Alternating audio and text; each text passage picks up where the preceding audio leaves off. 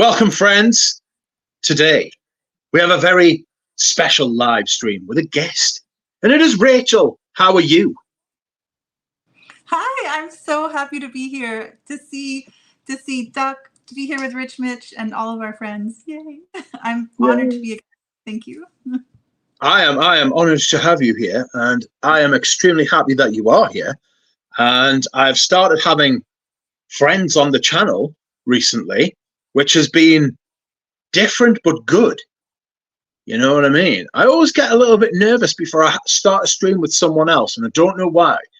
Like, I do it with like Julia Rose, and I've done it with Audrey Jane, and I've done it with Laura G, and now I've done it with Rachel, and I did one with Henna as well. So it's like, it's dead good, and I really like it. But I get, I don't want to say anxious. I get maybe some energy, you know what I mean? Yeah. I get some energy, but not to worry, not to worry. We have not discussed in any sort of detail whatsoever what we're going to discuss. I just said we were going to discuss. Yeah. So, do you have any ideas about what to discuss? Well, yeah, I know we both had busy mornings and we kept meaning to get to it and we didn't, but I know we both have such full brains full of lots of ideas. So, I mean, we can talk about some, like, I know I have some fragrances I have sitting here on my desk that I'm recently discovered that I'm really excited about. So I can always share those. I would love to hear more of because Doc, you're a big thinker. You have a lot of big ideas and that's what's so cool about talking with you. So I'd love to hear, maybe I can ask you about some of those, some of your thinking about like ethics in fragrance, about, Yes. we were chatting the other day about creative directors and their impact on fragrance, on the world of fragrance. And I would love to hear more of your thoughts on that if you want to share. So those are two things that kind of popped into mind. You sent me a really cool chart. We could talk about that if you want this morning. Yes, the chart. Who sent me the chart? Someone on the Discord sent me a chart. I think it was Tim Wilcox, and it was a chart of like materials and how materials intersect. We should start with that because it is in my brain. So, okay, a little backstory. Today on the Discord, Tim Wilcox sent a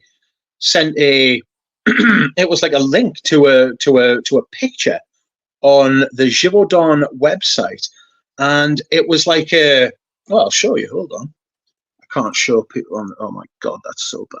There it is. You can't see it, but I could post the link in the chat.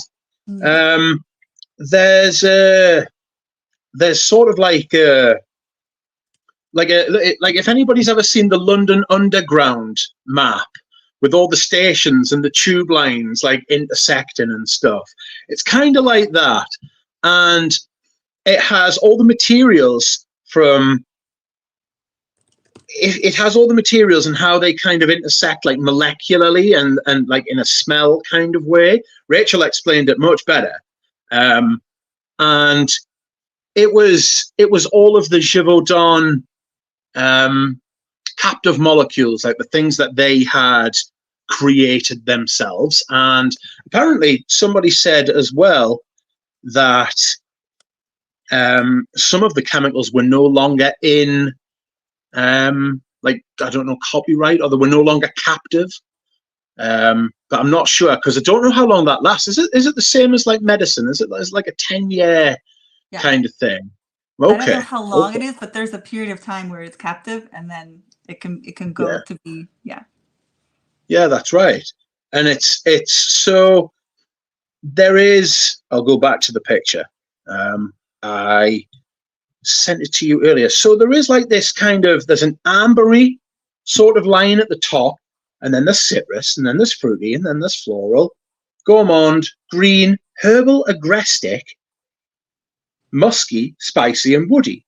And ambery is at the top and woody is at the bottom, right? And some of them do talk to each other, but some of them take like circuitous routes around like the map. So could you kind of explain that better than I have? Because I feel like I've gone the long way around it there. Well, it's cool because you can read the map no, Jack, that was perfect. But you can read the map for different information. And one of the types of information is you see kind of like almost metro stops where two lines will intersect, and you'll see one molecule at that intersection. And so I've taken classes at the Institute of Art and Olfaction, which I highly recommend to everyone, even if you don't want to be a perfumer, just to better understand perfumery. They do an excellent job. And the British Perfume Society also offers online Zoom classes. You can like pay $10 and learn about lots of cool stuff. I mean, in France, they also, I mean, there's lots of online classes you can take to deepen your information. So I learned this there at the Institute of Art and Olfaction from Ashley Kessler, who's the bomb. And basically with these kind of charts, what happens is, say there's the line, I think I used when we were talking earlier, the line of citrus and aldehydic. There's a few stops where the two lines overlap. And that's because on a molecular level, aldehydic materials and citrus materials often have overlap in their structure. And so, for example, if you're building a fragrance and you want to enhance the citrus aspects, you can add some aldehydes. Or if you want to enhance the aldehyde aspect of the fragrance, you can pair it with some particular citrus notes that also have that aldehydic quality. Like, for example, if you're opening an orange, the pith, like that white part of the orange, that has an aldehydic quality naturally in it. It's like an ozonic quality, like kind of the smell of lightning or the smell of a storm coming, that ozonic note, that's an aldehydic aspect of citrus. And so perfumers can use these relationships as like bridges between notes, or to kind of stack the same experience. So you get a bolder experience of that particular thing. Like, for example, if you want more aldehydic and citrus elements to last longer in a fragrance, you can include incense or frankincense, because frankincense also has aldehydic and citric elements. Yes, course, I have noticed in some perfumes, yeah. Yeah, but it like depends element. Yeah, exactly. And it obviously depends on, the quality of the material you get, because all natural materials have variation, but you can pick a kind of frankincense that really has a lot of that citric element, so that you can build a fragrance that has a through line from the top note all the way down to the base that emphasizes citrus or aldehydes or whatever. And so that map will help you read, bridges and notes in common, which is cool. And it's much more complicated than that, but that map is a good start.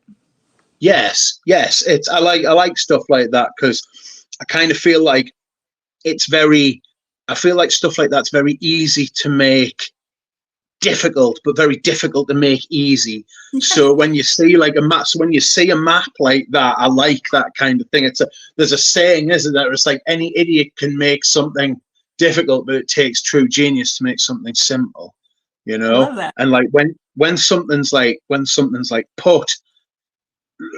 put that kind of like in that kind of brevity, and it's that's what they say about the London Underground map as well. It's the first thing I thought of when I saw it. It was like a masterclass of like design, because of the way everything kind of like interacts and that. So it's with taking one material, say like an ambery thing, are there some certain things that you can't, or that you shouldn't kind of pair together?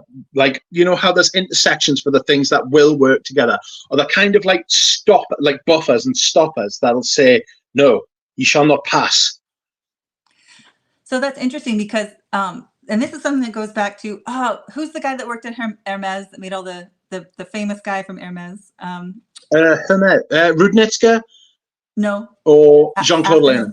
Elena, thank you. So Elena has this really famous among perfumers saying that perfumery is the art of either overlapping, of sameness, or contrasts. And so then what you're talking about is how molecules work to contrast, right? Yes. And so, yeah, they should build another map that shows those contrasts. Exactly.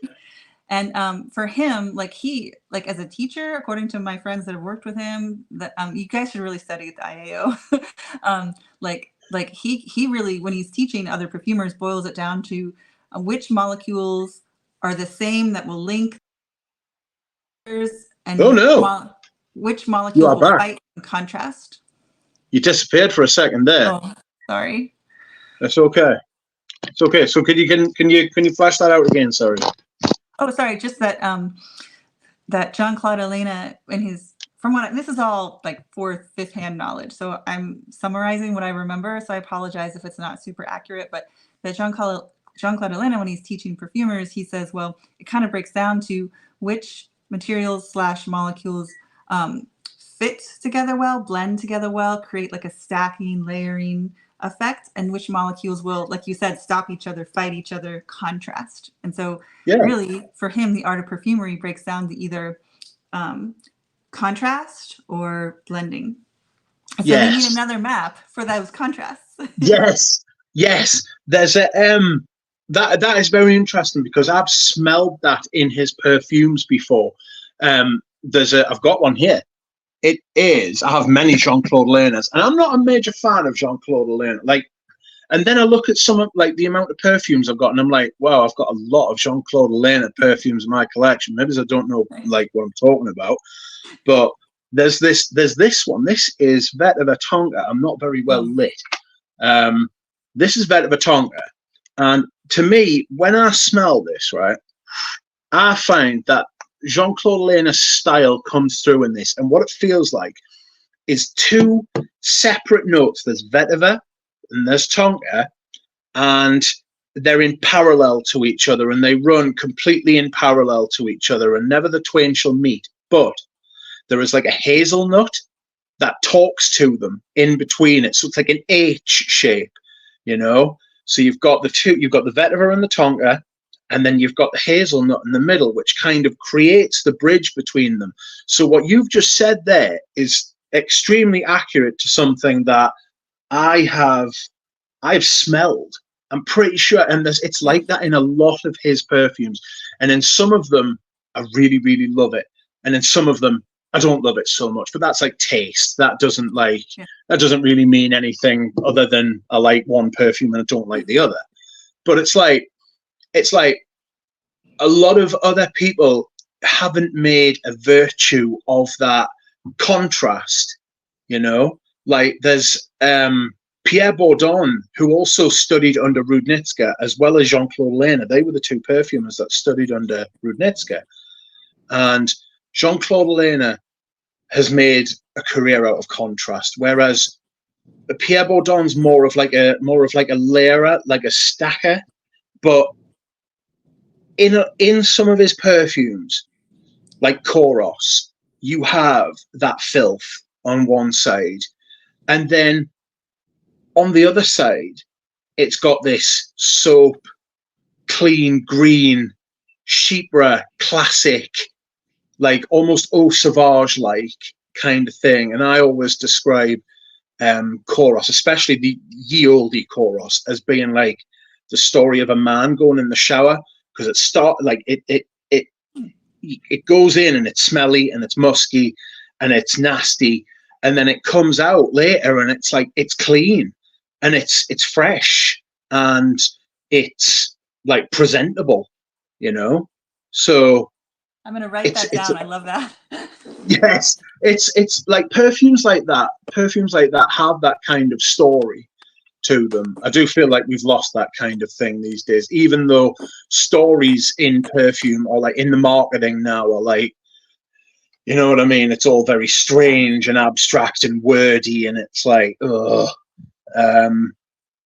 But in the old perfumes, in perfumes probably before the 90s, they all had big stories to tell, you know. Yeah, and I think you're totally right. And thank you for all those amazing ideas. They're brilliant. I'm writing them down.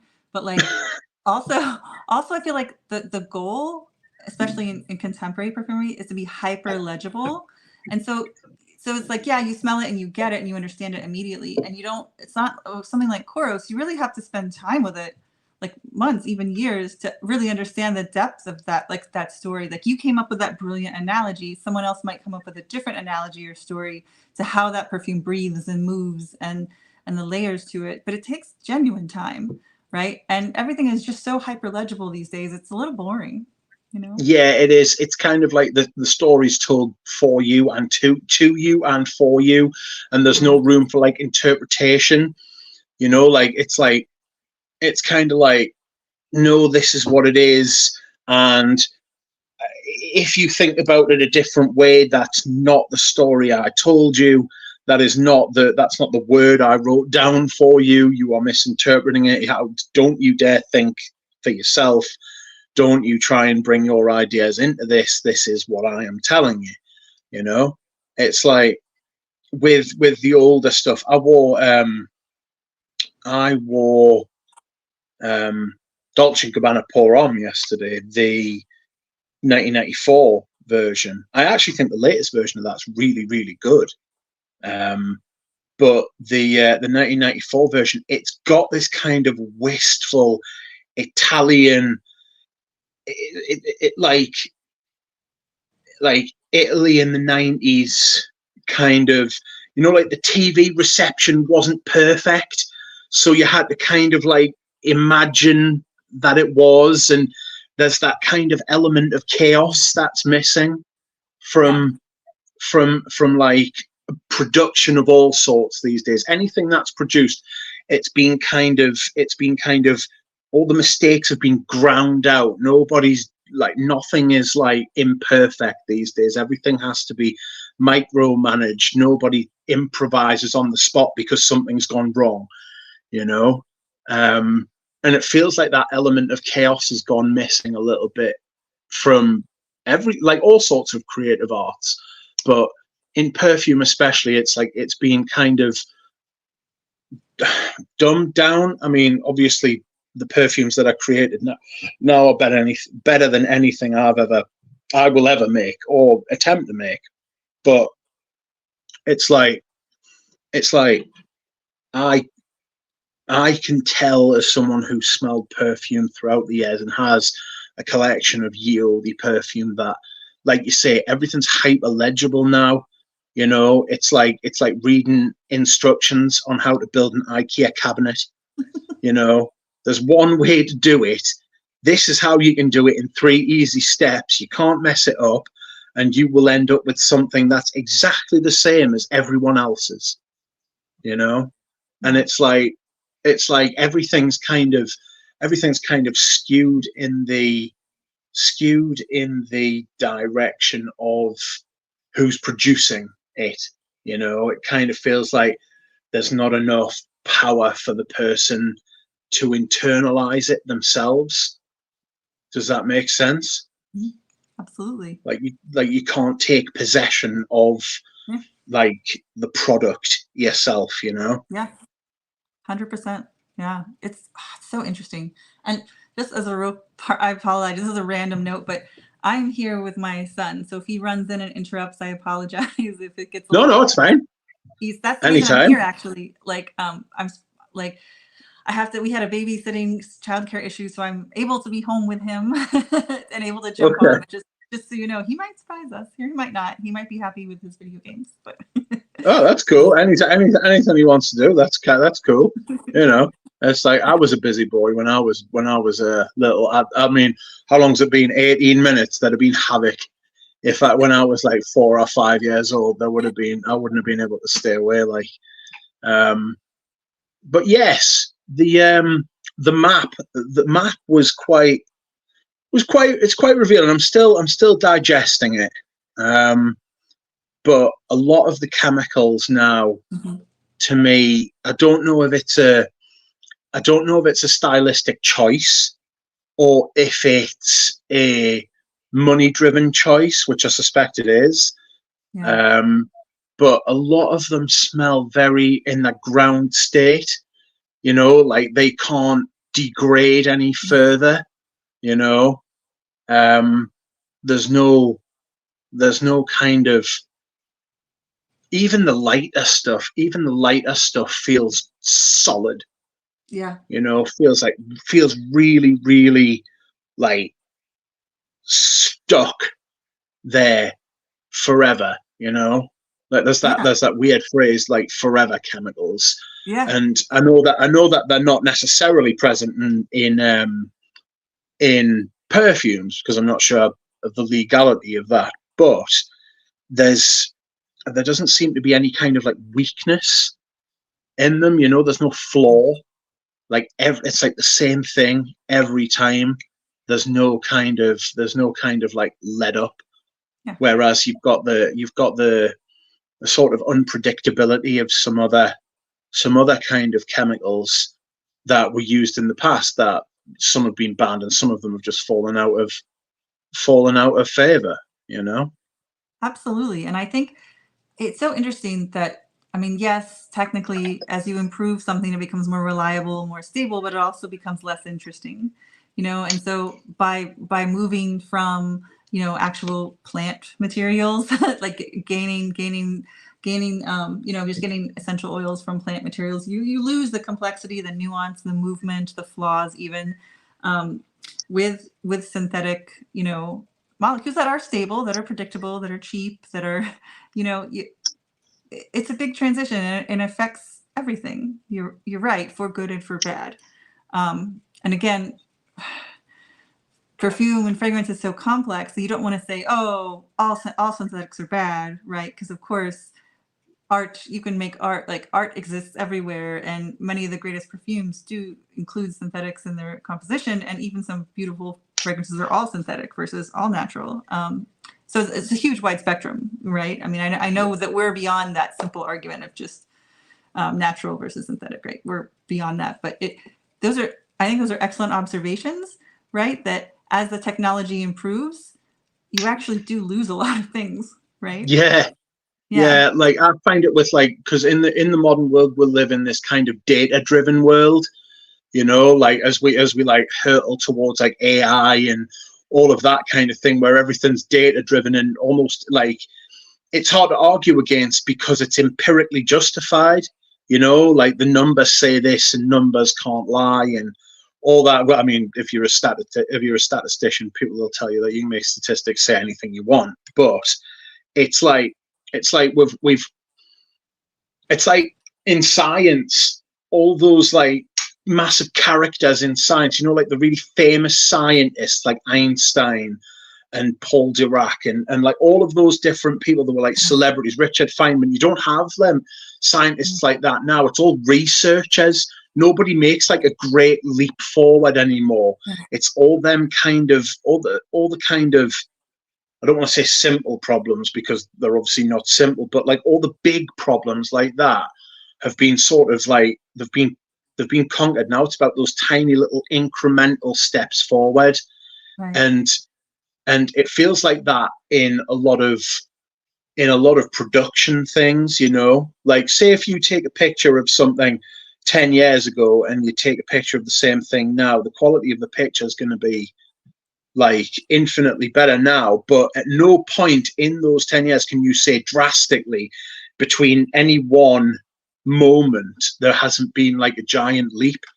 I don't know how I've got onto that tangent. I think I'm just talking now, but it's like I don't know, the kind of weird modern thing, the closest thing I can think to of there being like a huge change in perfume is kind of like Ganymede. Yeah. Because Dura Rose works in a perfume shop, and he says that stuff is the new Aventus.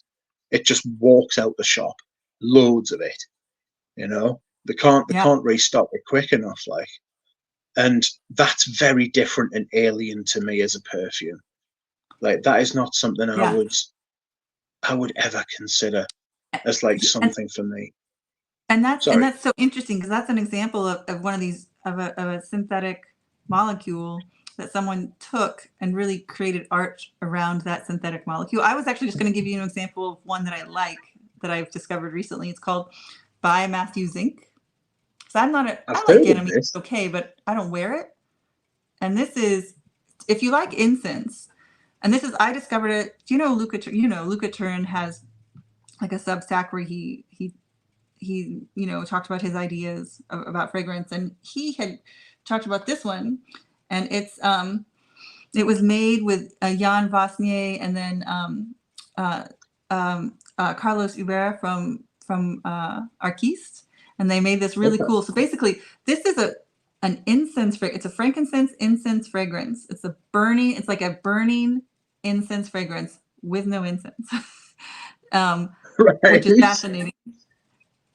Do you have That it? is a, no, I don't. I think they only sell it in America because I have Oh, heard of it.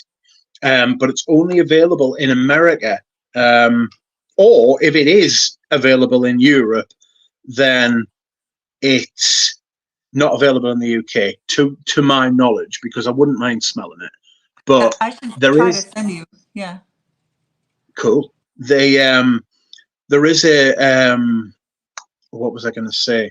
There is another perfume that is was it Tobacco Rouge by Fade On, and it had no tobacco in it, but it was a tobacco perfume, and it Yeah. was really, really, really interesting how they Yeah. did that. That it's it's part of the art, like the kind of like the smoke and mirrors Hmm. around perfume. Yeah.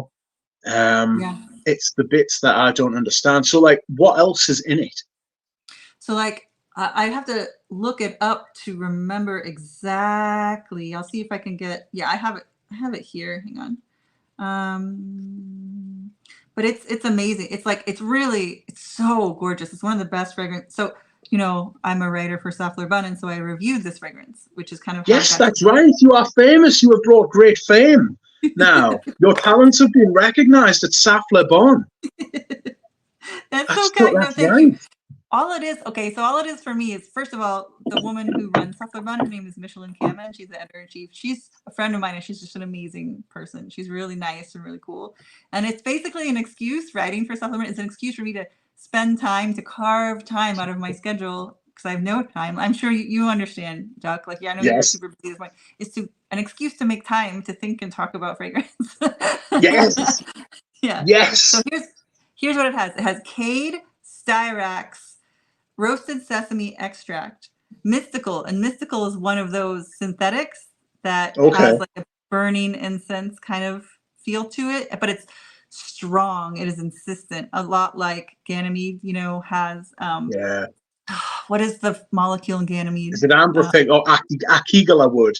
That's right. So it's like Akigala it's wood. like that, but it smells like frankincense instead.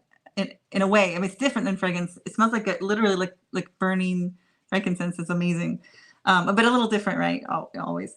It has cumin, fir balsam, benzoin, vanilla, and then silkalide, which is another synthetic. But it's just one of the coolest. Like this is kind of like a man's man, like Yeah. fragrance. Really, it's really sexy, honestly.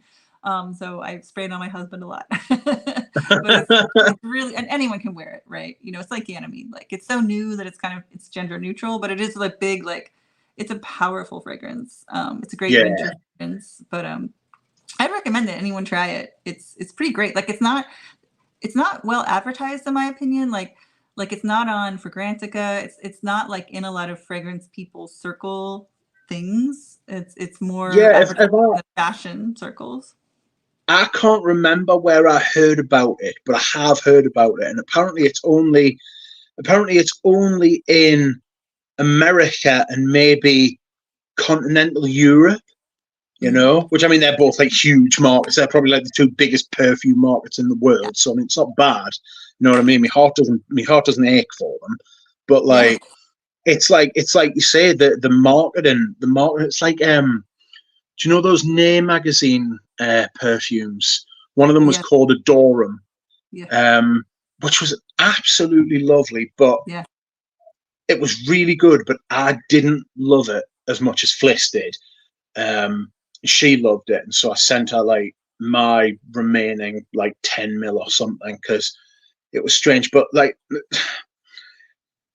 some brands have a problem these days, because how you choose to market, right, is indicative of, well, one, how successful you're going to be, and two, it says something about your brand.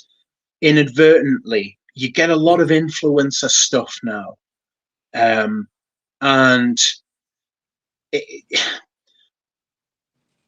it's tough, because you can sell a lot of perfumes through influencers, because they've got big like audiences, like Ashton from Gent Sense. There's that guy in Brazil who has hundreds and hundreds of thousands of subscribers, but nobody in the English-speaking world really knows who he is.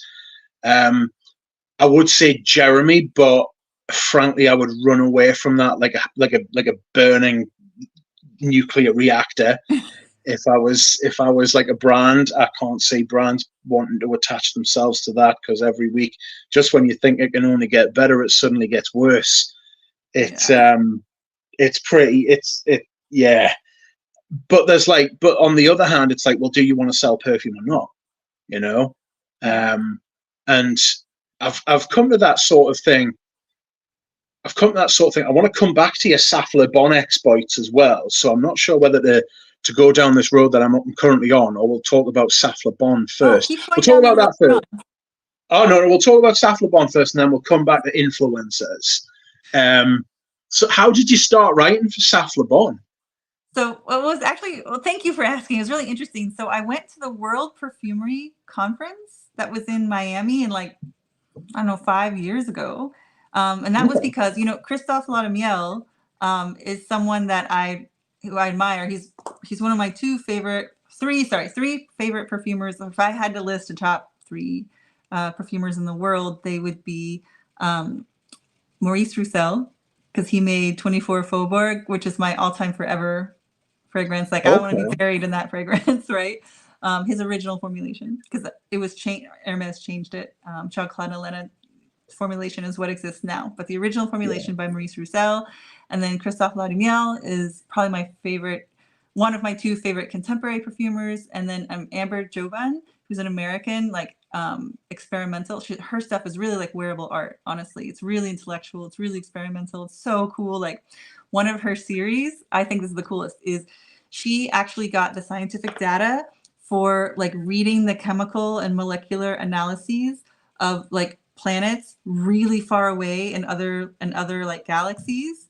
I know what that's called, and I can't remember what it's called. It's not GCMS, is it? It's not. It's a spectrometry, though. Yeah, it's a spectrometry, though. Yeah, and so she and then tried to figure out what flowers and plants on that, based on those molecules, what they would smell like. And so she did a series of like exoplanet fragrances to figure out what the natural environment on those exoplanets would smell like, and it's fabulous and so interesting. So she does stuff like that, which is awesome. Yes.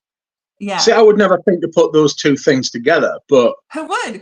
Right. Yeah, exactly. Yeah, exactly. It's a really clever. What did you say her last name was? Jovan. Jobin. I thought you meant Jovan. So I'm sitting there thinking, is she any relation to, like, you know, the old Jovan Musk? Right. You know what I mean? And sex appeal and stuff like that. No. So anyway, so I was at the time, I was like basically texting with Christophe Laudamiel because he was helping me with something, because he's awesome and he's really a man of the people. Like, you can just text him, reach out to him, and sometimes he'll answer back because he's awesome and very open. He's a really cool guy. I admire him in all the ways, you know, because he's doing the ethics and perfumery movement, all that stuff. He's crazy busy, but he often will just randomly get back to people if you reach out to him, because he's great. So anyway, he said, oh, if you want to learn more about perfumery, the best place to go is the World Perfumery Conference, which this year will be in Miami. You should just go. And I was like, okay, then I will just go. So I did. I went to the World Perfumery Conference, and I met all these amazing people. I met tons and tons of perfumers in person. Like, I met Manny Cross. I met just like, at name a perfumer, I met them basically at this weekend event. Well, most of them American, or was it like a world thing with like French and Italian? Yeah. So I think they hold it every 2 years or maybe every year, but it's in a different country.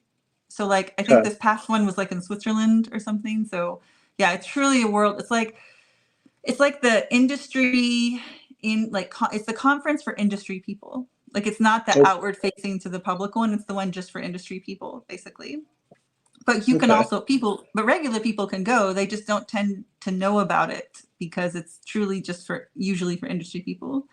It's like where perfumers go to bulk order their materials, to like sample new materials from Maine and all the perfume houses. Say, oh, we have these new Lilial or replacers, or these new materials. So it's a lot of really like hardcore insider industry activities going Yeah. on. And so I was totally in over my head, totally lost, had no idea what was happening. But I learned more in those 2 days about fragrance than probably any other time in my life.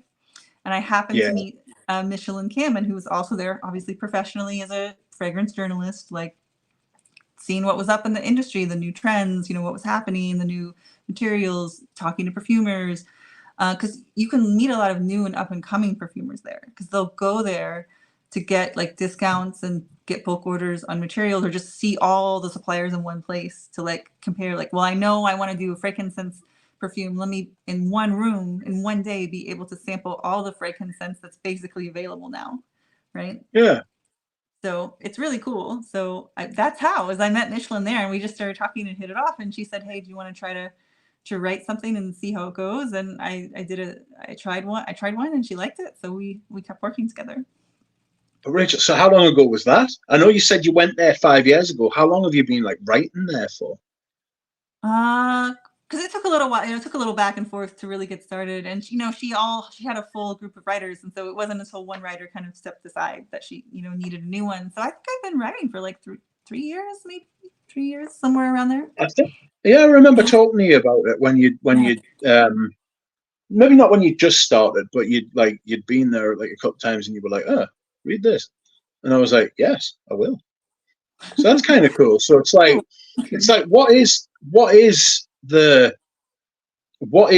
because like I feel like a lot of people know what Saffler Bon, like they know of it, but like what kind of is it? What's its like kind of, Yeah. is it like Fragrantica? Is it like the Nay magazine? Like what kind of thing is it? So it's been around a long time, actually. And it was the first online, I think the technical description that Michelin likes is the online magazine. So like a Okay. Nay, but it was like the first, very, very first one, you know, a couple of decades ago. And so Michelin basically was the first daily publication to focus exclusively on niche, artisanal, and independent fragrances. And so she was like, hey, she lives in New York City for her whole life, basically. And she worked in the fashion industry, and she's like, honestly, like a CEO, like, you know, what do they call it? C-suite level kind of power person. Yeah, like And serious. Yeah, like that serious scene person. from Succession. Serious Yeah, people. serious, Yeah, exactly. He's a serious person, right? Like, yeah. unlike me, like I'm a, I was gonna say I'm a I'm not. fall. I'm definitely not serious people. I'm Yeah, definitely not serious people. I'm quite happy not being serious people. As it seems very stressful. but she's a power woman, right? And so she's Yeah, like, hey, I see a gap and a need in this industry where everyone knows Chanel, everyone knows Guerlain, but nobody's talking about all of these amazing independent perfumers that are coming out in Europe, that are coming out in America. So I want to start a publication that talks about them, that interviews them, that gets the word out, so people will start buying these niche. You know, niche was like the word back in the day. Now niche yeah, kind of means something different, and we use artisan. yeah. Now the categories are different, but so she was really the first daily I mean, it's an online publication, but still publication that sheds light to, and announces and talks about independent perfumers and perfumery. And so and it's female owned, which is also huge, right? So it's like it's an important, you know, it's an important reference. It's an important source, I think. And she has lots of writers that write for her, and pretty much every continent. We have a South American writer, we have a writer in France, a writer in England. I think every place except Africa, maybe. A writer in the Middle East, a writer in Asia. So yeah, it is like worldwide. And the cool thing about it is every time we do a review, we're in touch with the creator and the perfumer, and we give a free giveaway. So like before I started writing for Saffler Bun, I was like a dedicated reader. When I was learning about fragrance, I would read Saffler Bun because it's a daily post about something. I would read them every day, and I would enter the giveaway every day. And I think I won maybe 2 or 3 free bottles every year, which was kind of Yeah. cool. I would take that. I would definitely take that. Yeah. Yeah. That's So it cool. saved me a little money. Yes. Yeah. Yes. It doesn't cost anything to join either. No. Mm-mm. So you can just like sign up to it. Is it like a Yeah. is it like a newsletter? Is that or is it just like a No. is it kind of just like you go on the website every day and there's new stuff? Yes, exactly. And the reason they ask for people for sign up is so that people can't cheat and enter like 100 times and it's the same person. That's why. Got you. It's not Got you. like nobody's selling your information or anything. You know what I mean? It's just to make Yeah. the giveaway fair. And I know like Yeah. that signing up turns a lot of people off. And I almost didn't sign up for that. But then I thought, but the information, like the reviews are really good. I want those free bottles, like, because who doesn't, Yeah. right? Well, that's kind of like that's kind of like a really good filter for the website. Yeah. You know that the people involved are serious because they've invested something in it themselves, even if it is just their information. Yeah. So Yeah, exactly. it's cool. It's really what is it? Am I signed up to Saflabon? I might be, because I just went on the website there to put the website in the chat if anybody's not aware of it, so you can check it out. And it prompted me to enter my login, and Yeah. I don't remember signing up to it, but do you know where it's like Google knows your information for every different website you've got? Yeah. It was like, oh, do you want to put in your email and your website? I was like, oh, maybe I do. Maybe you did when I asked you to read my article. So thank yes, you. that do you know what it is? That's probably what it is. Yeah. That's probably what it is. Now you mention it, my memory's absolutely woeful. But it's like Triple S says yes, some of the best writing on vintage frags there too. Who else writes apart from the legendary Rachel? So we have some amazing people. So there's Jay. Do you know We Are Sentient? Jay. Yes. So he's one of our writers. He does awesome. Like his writing is so good. Like I wish my writing was that good, honestly. We have Ida Meister, who's like kind of our natural like fragrance expert. And her writing is so good. She's such an expert. We have Lauren Beer, who's also just brilliant and amazing. She's based in Washington, D.C., so she gets a lot, like, she knows a lot of people. She knows a lot of, like, she gets a lot of international fragrances from people who, like, come in from other countries who, live in the D.C. area for political work from all over the world. There's just so many great people. I can look at the list. I'm like, blanking on the names now because, of course. No, I know what you mean. Because somebody asked you a question. It's like when someone asks you to tell them a joke, and it's like, I know loads of jokes, just absolutely none of them have come to mind. You know what I mean? So is it like a big organization? It's literally just Michelin is the editor in chief, and she runs the daily day-to-day, and then it's literally just a group of, I think it's maybe 10 or 12 of us writers. Okay. And I'll tell you how it works just for like, ethics and clarity and fairness. So basically, we write only about what we want to. We're never like, it's never like, I want you to write about this fragrance. We only like come to Michelin with things like, hey, I just discovered this Matthews Inc. by Matthews Inc. I'm in love with it. I really want to talk about it because it's inspiring me. I think other people might like it. If we don't, so it's because Michelin, she wanted to inspire people to go out and discover this world of niche and artisanal designers. She doesn't do negative reviews because her founding mission was, please don't just go buy Chanel. Please actually go discover this whole other world of perfumery. And so some people do negative reviews, but we don't. So, Okay. And because there's like so many of us, and as we're just, because we buy our own perfume, right? Most of the time.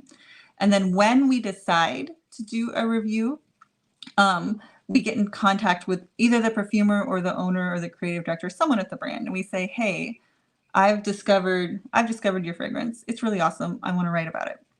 And then usually we get some kind of response from them, say, oh, that's awesome.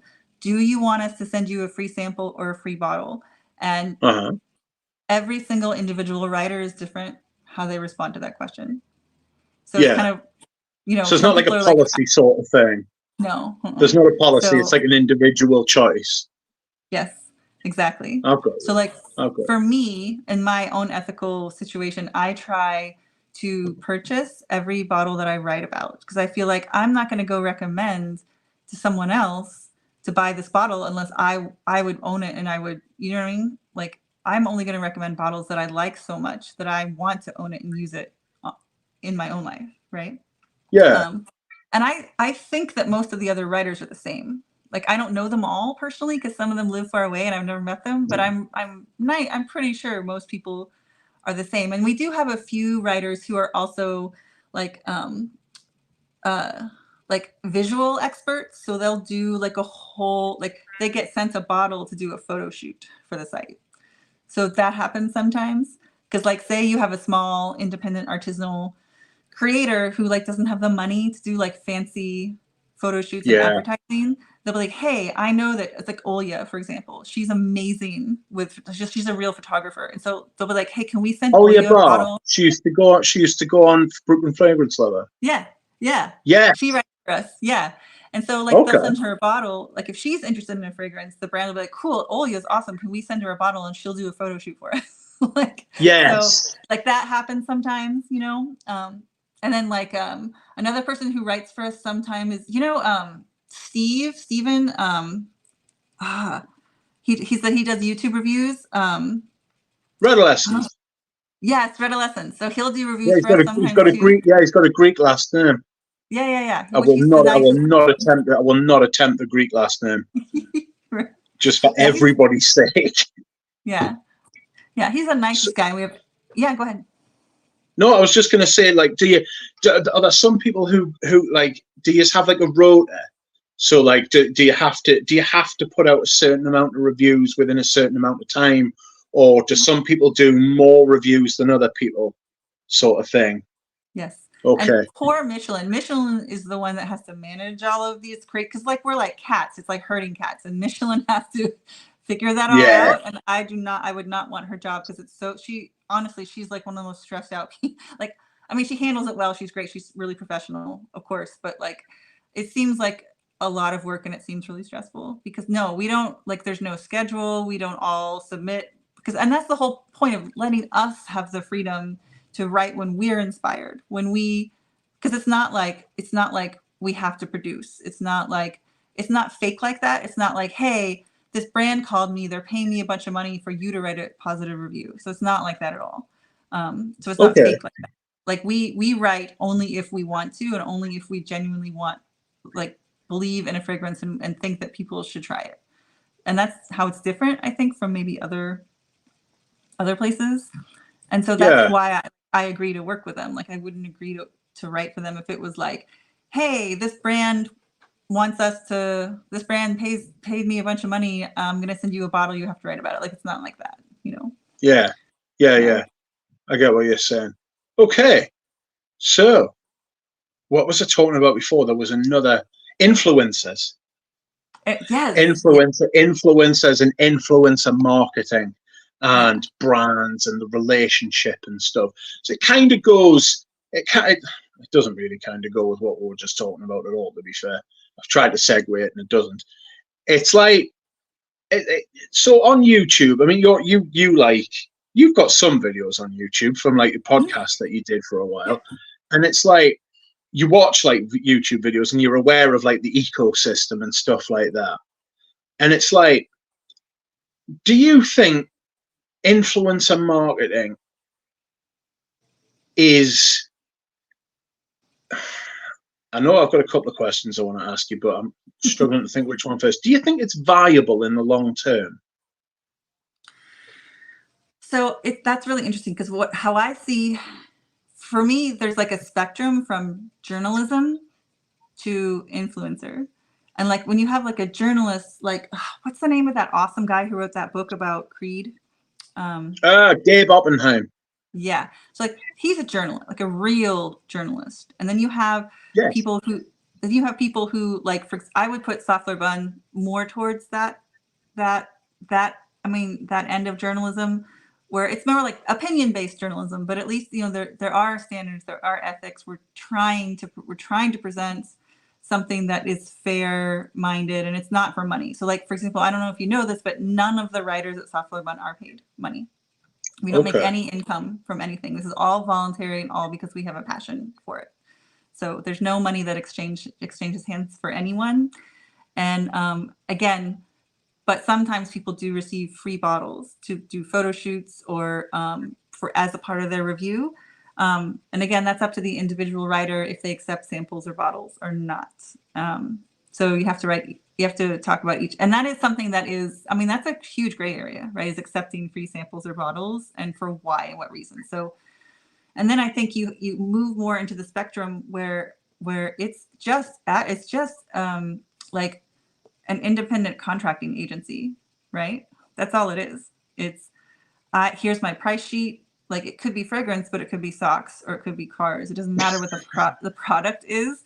It's I am making money, getting paid to try to get people to buy this thing. And there's a spectrum kind of in between. And I think each influencer, you have to place them on the spectrum. Is how much do you think they're motivated just by the income? And it really is just pay me and I'll sell anything. And how much like they genuinely do have a point of view. They genuinely do want to like advocate for quality or something else about the industry that they care about, and that they are trying to make good judgments to really help people be informed consumers. Like, and it's people are going to be on different places on that spectrum. And I think as long as YouTube can make money from it, it's going to exist. Oh yeah, I agree with that. So it's interesting the point you raised there about the spectrum. I mean, especially with the audience and the people we're talking to right now, it's like it's my channel. The people who watch my channel are going to watch the video. They know, everyone knows, because I've sounded off about it so many times about my feeling about free bottles and money changing hands for review and everything. And it's also a flaw within me that I recognize in myself. I find it very difficult to operate on that spectrum. You know, I'm much more of that kind of pig-headed guy who's like, everything is bad. Caveman, over there, all bad. Everyone who takes all of that stuff. But I also think I do that because nobody else seems to do that. Everybody like, and I think it's a legitimate position to have. Is it always right? No. It's a role that needs filling, you know, like there should be some kind of resistance to it, because it feels as though the overwhelming majority of certainly the more successful channels. I was talking to Pradeep about this today. It's like his channel's not monetized. He gives, don't tell him I said this, but he gives fantastic reviews and insight, and everything he does is really good. And he's like, I don't want like free bottles. I don't want adverts. I want engagement. I want community. I want like, that's what I want. And he's like, I'll do reviews on things, and it just doesn't land. It doesn't. Do you know what I mean? It doesn't. And he's like, I don't know whether it's worth investing in. I hope I'm not saying anything he doesn't want us to say. But it's like, I don't know whether it's worth investing in like an editing suite, or whether it's worth investing in a better microphone or a better kind of like this, that, and the other, like all these big influencers have done, because they're doing it for monetary gain. They're not necessarily doing it for the passion, which he has got more of than these people with 50,000 subscribers, 75,000, 100,000, 200,000, 2.5 million. You know, these people aren't doing it to reach other people. You know, the only thing they want traffic to go in one direction. You know, and it's like, I want the interaction. That was the whole point of setting up the channel for me, was so that I would be able to interact with other people. And the way I know the way I behave is going to filter out the kind of people who are the same way as me. Like a lot of people in the influencer space talk like lawyers, you know, And that's because they're trying to keep everything compliant. They're not trying to offend a lot of people. And they're playing the algorithm, you know. And above all, they're monetized. And it's the money that they're doing. I mean, don't get us wrong. I think some other people do it for fame as well. But it's like, I just see a distinct. So I decided, after becoming very disillusioned with the most egregious influencer marketing things. I'm not talking about like Luca Turins and the other guy in New York, who there was a TV program about him where he was getting like 5 and 10 deliveries a day from different companies. Wow. He was like a proper journalist, you know. He was like Personalis. He was like Luca Turin. He was a real journalist of like repute. But he was getting loads of them. It's like, I decided I would sit on the other side of the track, for better or for worse. Like, I'm a consumer, and I kind of vlog my travails through perfume, you know, and how I do things. I think there's room for that. I don't think it's like morally better or worse. I just feel more comfortable there, and I think it reflects my kind of outlook on life. I'm much happier just saying no to everything, although I do think that everybody should get free samples. Yes, I do think everybody should get free samples. I do think everybody should be able to try something a little bit. StreamYard is acting really funny. I don't know if your screen went You're dark back. there. Yeah, mine. Yes, we're back. Thank God. We're back. It's like, if you like it, if you try it and you like it, then you buy it. You know, or it's strange. Like, that's why I don't advocate blind buys, which is something that's really, really dodgy. You know, the whole blind buy worthy like videos and stuff like that. It's like Mrs. Thatcher used to say about. I mean, she used to say it about socialism, but it's true of a lot of things. Is you never run out of other people's money. You know, it's really easy to spend other people's money. You know, and it's like, and not only that, is that like they're making off those other people. And I mean, I know what it's like to not be able to control the urge to buy perfumes. Do you know what I mean? So it's like, and I don't know where. Sorry. No, I'm interrupting you, and I apologize. But real quick, you made me think. This is something that I admire, and this is Michelin, the editor-in-chief, made this choice. On every single review that we write as writers, we're required to. She won't publish it without this. We're required to say at the bottom if we own the fragrance, if we bought it for ourselves, if we received a free bottle, or if we received a free sample, or if we bought. Like, we have to tell the reader how we came across the perfume for that clarity and that ethics reason. So for like provenance. So readers can decide, oh, is this person being influenced, right? Yes. And I just feel like no matter where you are on that spectrum, as long as you provide that information to the viewer or the reader, so we can make up our own mind about what possible influence, how you know, that's, for me, that's all it would take, but that's not happening most of the time. And that pisses me off a little, you know? Yeah, it is. There has been like moves made for like the FTC in America to force like influencers of all hues, not just fragrance, like they must declare in the same way they have to on TV with like product placement or with infomercials and stuff like that. Like, it includes paid promotion, you know? And I think this is quite an interesting point as far as part of the maturity of the internet is coming on. Like, I often talk to like Ramsey and Jonathan and Eugene and stuff about how we're living in the midst of a revolution. And like in 100 years, they'll look back and write books about how everything sort of changed. Everything was topsy-turvy. The way politics has gone, the way that economics has gone, the way that social and cultural things have changed, and everything like that. And it's like the regulation of behavior on the internet is like the taming of the Wild West.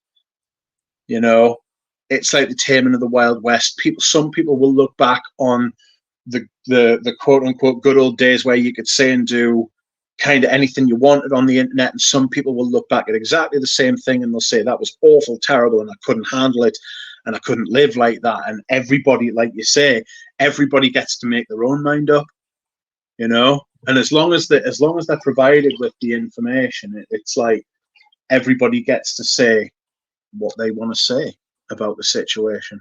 Yeah. That's such a brilliant analysis. Thank you. I wrote it down. do you think that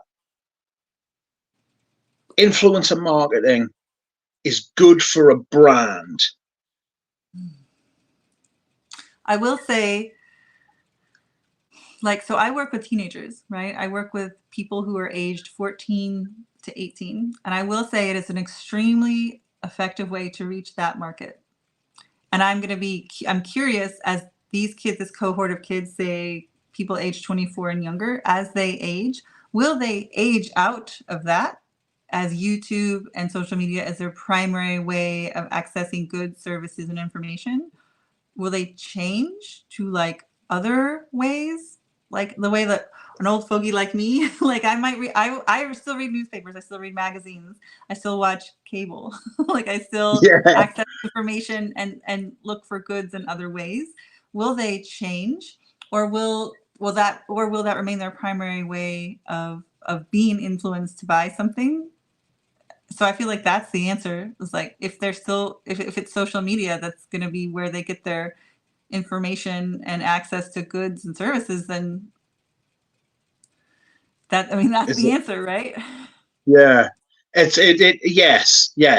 I think yes, but I also think, do I necessarily think? So that's like a good analysis. That's kind of like stepping back from it and saying these are the facts. That is like if you compare this and this, that's what's going to happen. I agree with you. What do you think? Personal, what do you think? Opinion? Do you think it's a good look for a brand? No. Right? I don't think it's a good look for a brand either, to be honest. I think it yeah, and I think as well you've got, and it's not on this scale, but the Johnny Depp Dior Sauvage thing. Like, he was the face of Sauvage for years, and then bang, he's accused by Amber Heard of left, right, and centre and everything. And all of a sudden, Sauvage is the smell of someone accused of committing outrageous acts and deeds. You know what I mean? And that could happen. I'm thinking of one influencer in particular who your name is attached to a brand, and do you then, when you go out and somebody says, "What are you wearing?" I'm wearing the fragrance that was sold to me by someone accused and who is now in jail for doing something pretty fucking despicable. And I think that while that's a problem not just with influencers, and it is a problem that's always existed, you know. I mean, we can go back to the Oscar Pistorius thing with Thierry Mugler, where he literally had a fragrance called Pure Shot, and then 3 months later shot his girlfriend. Like, that is wild. Like, yeah, that was. I mean, could have been pure running, or it could have been like pure anything, but it was pure shot, and then he shot his girlfriend, and it's like, I feel like there's good points and bad points, like there is with everything. You know, I personally think it cheapens it. You know, I personally think it. I agree with you. I think it cheats. I think it cheapens. Sorry, the image of a brand when, like, you see someone like me in the bedroom saying, "Wow, this is amazing. It got me compliments off people. It made me feel great. I grew an extra 6 inches in height. I was like, I was better looking. Like, I was happier. I won the lottery. I was making more money. Like, I drove a better car because I was wearing this fragrance. And it's like, there's like, I don't know. I think the point you made about all these people, this cohort of people under 24, in 10 years' time, I think only time will tell whether, because I think there'll be, with everything, I think that people go in cycles, you know. So I think there'll be pushback. There'll become like a counterculture, and then the counterculture will become the culture, and then there'll be a counterculture to what used to be the counterculture. Yeah. You know, Fascinating. it, Yeah. yeah, it really is. Humans are there's notes of queer as folk. Humans are so humans are so interesting. I like to stand back from them and observe. You know, like getting too in there with other human beings. Yeah. I've done that before. I was like, whoa, this is a bit. I was a bit scared of that. So, Duck, I apologize real quick. My son has been kind of hollering up to me. You can probably hear him in the background to make him some food. Okay, So I might have to get off to go tend to him and help him with some meals stuff. I don't know. He gets hungry at odd times. Do you okay. want me to go ahead and get off and then we can do this again another time, or do you want me to go do that? It might take a little bit and come back. Like, I'm not sure how long the I will. stream I is. will keep going. I will keep going for another hour. And Oh, if okay. you are free, by the time Yeah, I'm going, you can come back. I'll hop If back not, on. that's fine. Okay. Perfect. Yay. I don't think it'll take that long, maybe 15 minutes. And then if it's okay, Okay. I'll hop back on. Okay, cool. Okay, that's perfect. All right. Thank you. See you in a little See you bit. soon. See you. Bye.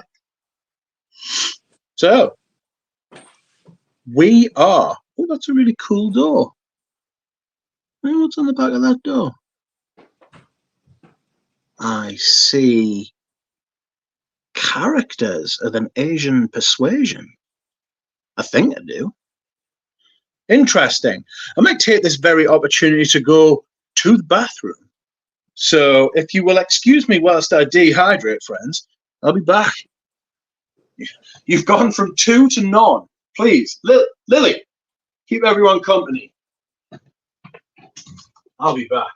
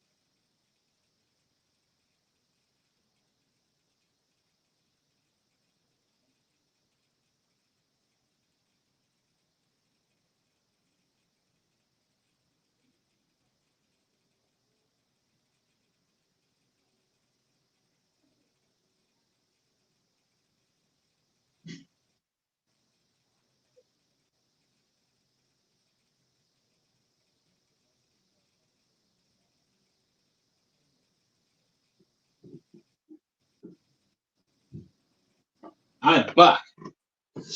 What have you been up to while I've been away? I hope Lily has not let you all out. Was she entertaining?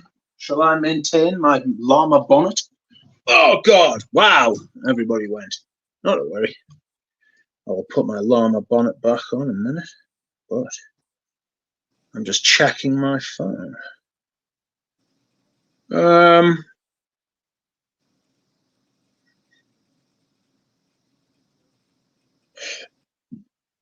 I was doing some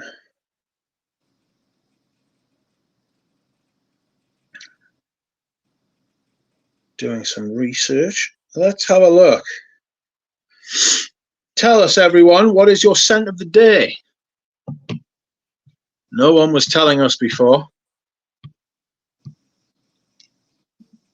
Shut up, Pradeep.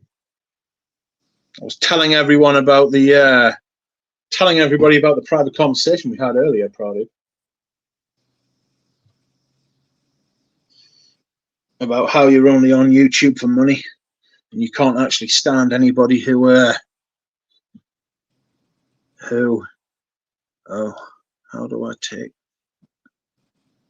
Hold on. Okay. Okay, Rachel is removed from stage. There we go. I'm back. How are you? I'm here with my great dome, my great woolen dome. Anybody want to know what my scent of the day was? Well, I'm going to tell you anyway. It was this. It's a Darren Allen. I should have told Rachel this. She's actually quite a fan of Darren Allen. The picture is woeful. This is called Musk Moderne, and it's fantastic. Oh, it really is very fantastic, actually. There's something in there. There's this kind of Millesime Imperial. There's this Millesime Imperial kind of vibe, which is pretty great. Where's Rachel? Sorry, this is what I kind of. This is like what I do when I'm when I am doing a stream normally. It's just the camera is usually facing the other way. I'm kind of looking at a screen. When you're back. Okay. So, where are we?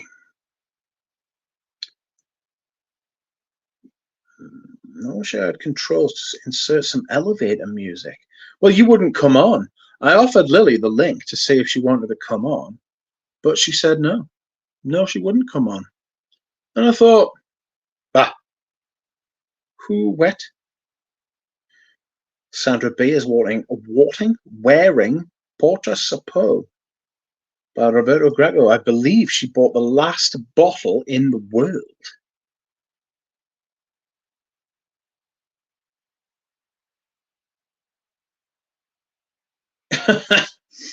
Duh. Welcome, Nick. Ricardo Neves is wearing Aromatics Elixir. Welcome to you. Sort of cool here today. So wearing Blackmail by Kerosene. Somebody else was talking about that the other day. No, why would I? I just want the controls to your stream. Well, you could come on and talk about perfumes and shizzle. Lily's looking for a bottle of Dior Homme Black Stem from 2011. That kind of age range, you know? So if anybody knows where there's one for a decent price, let us know. For crying out loud. I thought Anuj would have one, but he didn't. Me and Anuj are being made to suffer by the perfume gods. Whenever he and I conspire to move perfume around the world, the perfume gods basically turn our lives into a Greek tragedy, like, you know. Oh, that's fucking really good sauce, that. Good soup. And excuse me. Rest in peace, the bank account overdraft rough this month. Lily wore bandy today. Clean bandy. So I need to keep an eye for Rachel coming back. So can I do that? Yes. Yes, I can. Nice. Also still need to find out how to get perfume from the USA to the UK. I've never had any problems. Like, Dava from Fragrance Bros has sent me a few perfumes from the USA. Dava is a person I trust to do such things. Absolutely. Send him money. Wait a couple of weeks, get a perfume. You know what I mean? Absolutely. Doesn't make as many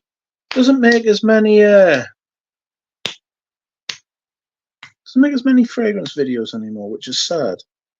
You know? That's another person who was like really in it for the passion of it. You know? Sandra B has deleted a message. Oh no.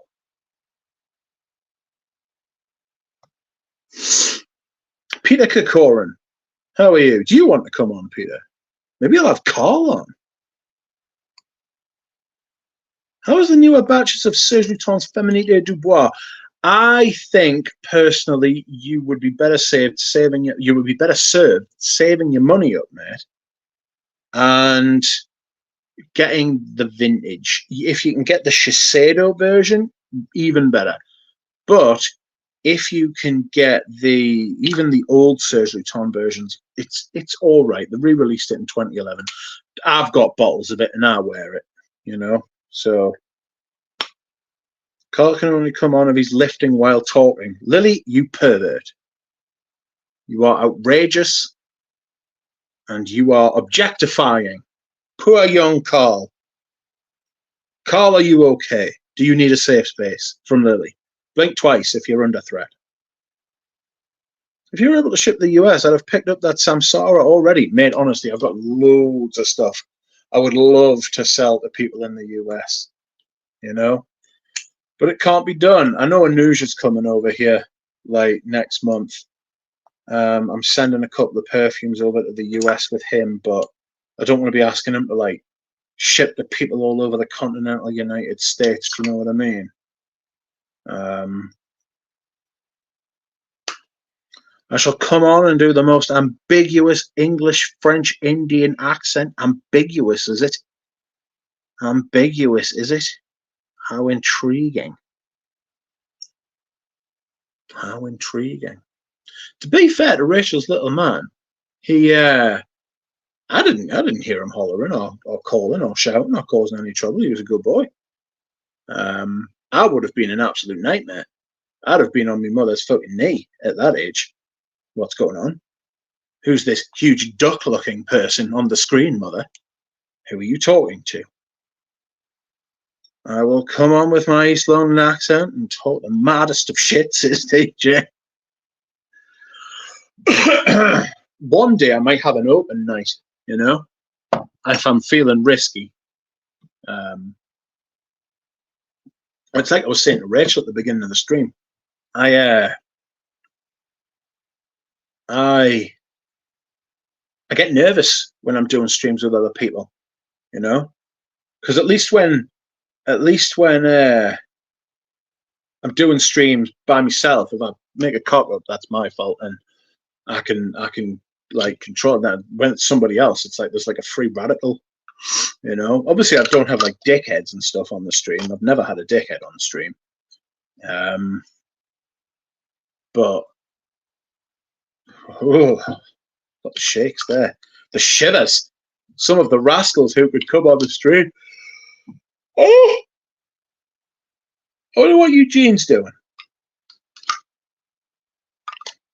I wonder if Eugene would like to come on one day. Shiseido Féminité du Bois 200 to 300 a bottle used. Oh God in heaven. Hope you have good saffron. Fluffing the basmati proddy. Drop by on your rickshaw anytime. A fucking rickshaw? Eugene's hard R. What? Just received a vintage EDT splash of 900 from my dad. He wore it in the early to mid 80s. Still smells outrageously good. That stinky rose and patchouli. Have I got 900? Yes, but I think it's gone off. I think it's gone off.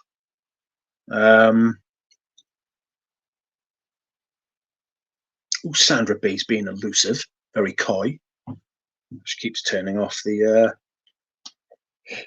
She keeps deleting her messages. I beg your pardon. I made a terrible error today. I went to the butcher's to buy a burger for my dinner, like my evening meal. And when I was there, I was like, "Oh, I'll grab something to eat." And it never, I swear to you, this is true. It never occurred to us. It never occurred to us, right? So I bought myself a burger from the fucking butcher's for me dinner. And only when I got fucking home and put the burger in the fridge did I realize that I was having 2 burgers today because I'm just fucking stupid. Had the first burger with red cabbage, lettuce,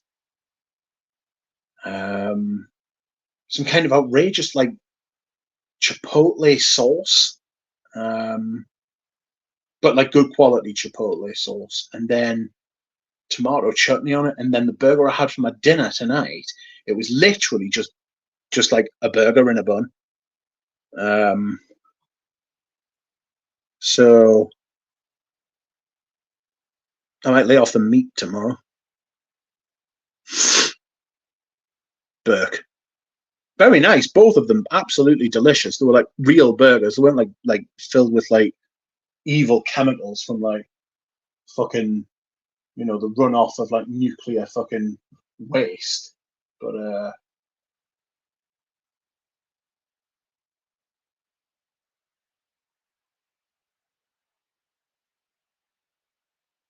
like the good quality burgers, you'd probably name the cow that fucking they were taken from.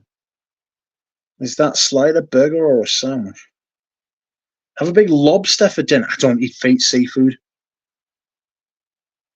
The recent Shiseido Feminité du Bois are so expensive over here, €300. Yikes. I had haddock, veg, couscous, and avocados.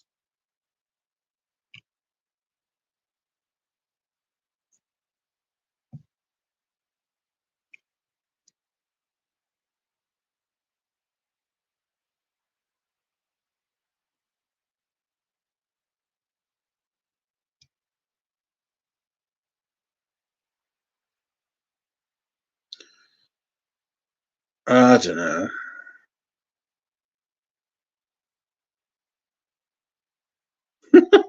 Fuck off.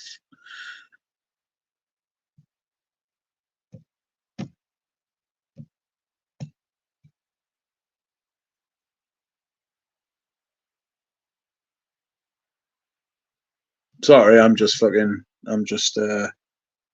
cows will die so ducks can live.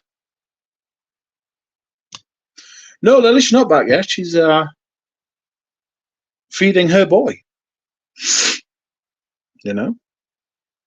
But yeah, those Shiseidos, those vintage Shiseidos, I mean, Nombre Noir just went absolutely. I mean, it's not. It's good, but it's not that. It's nowhere near that good. It's nowhere near that good. You know.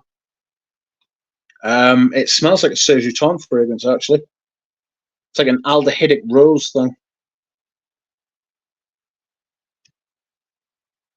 It's an aldehydic rose. You know.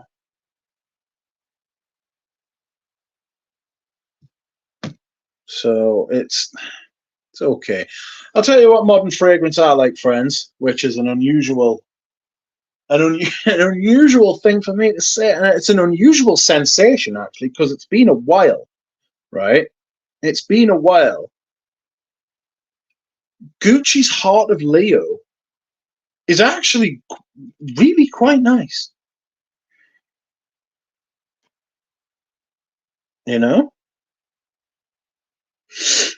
really quite nice. Also, I'm going to smell the Esprit de Parfum by what we called Dior soon. I might go tomorrow. What day is it? Yeah, I might go tomorrow. they've got the testers in store. That way, if I do that, all right. That way, if I do that, if I go to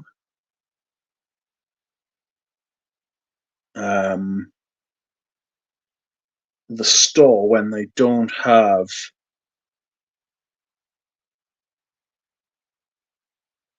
I've got fucking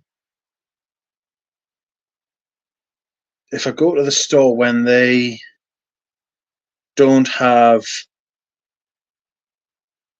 the actual bottles in store to sell, then they can't try and force me to sell. Like, they can't try and force me to buy them. So I can smell them, right? With no pressure. Because Dior give the really hard sale these days. I don't know what it's like where you live, but the Dior in fucking Harrods Beauty in the Metro Centre, the fucking hell. They really do push it very, very hard.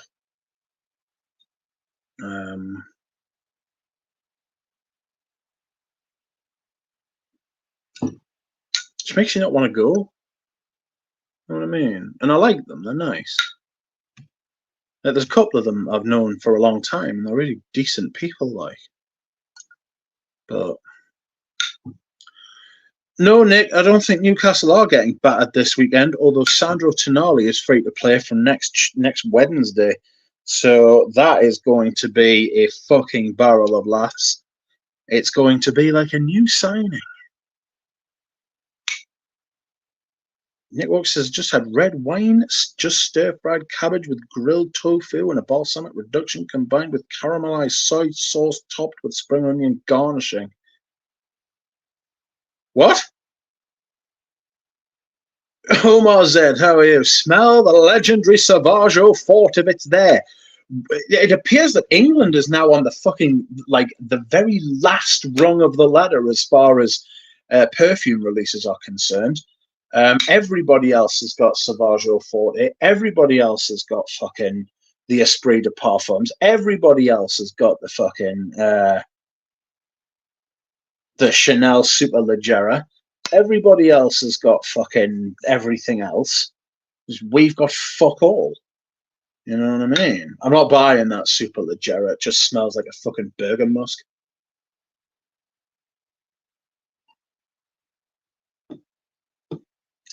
People are moaning about how terrible Eau Fort is. I mean, Kurt John's just like, do you know that fucking, you know that scene in The Simpsons where SpongeBob's, not SpongeBob, Sideshow Bob, fucking, he steps out the car and steps on a rake, and then he turns to another place and he steps on a rake. That's Kirk John at Dior. Everything he's done's been an absolute shitter.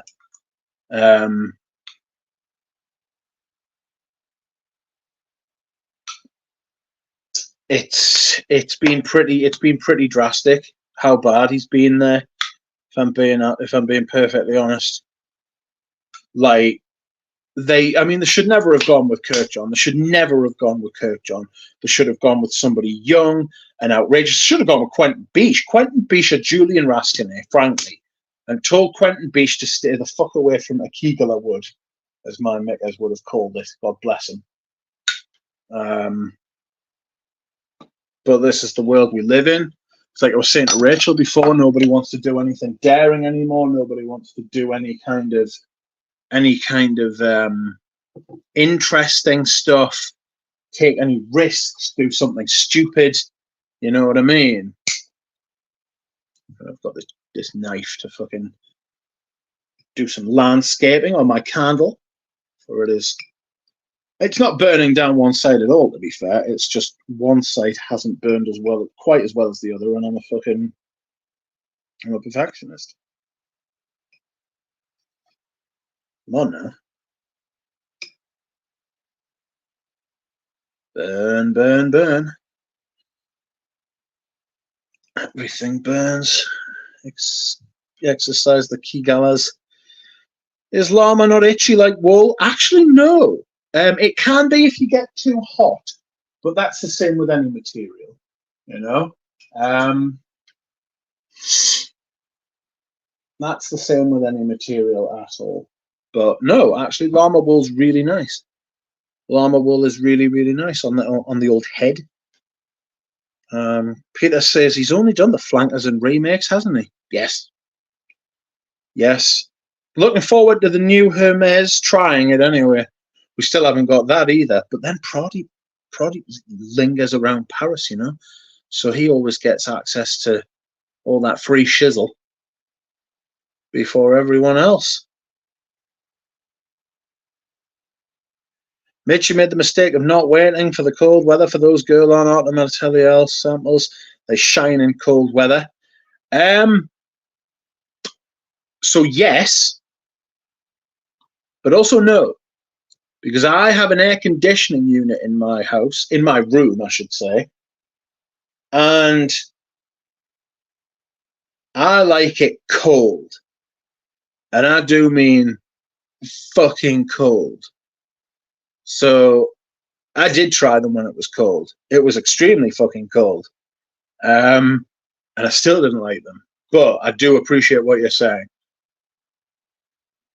I don't think they were bad. It's just none of them there I would buy, you know. Angelique Noir.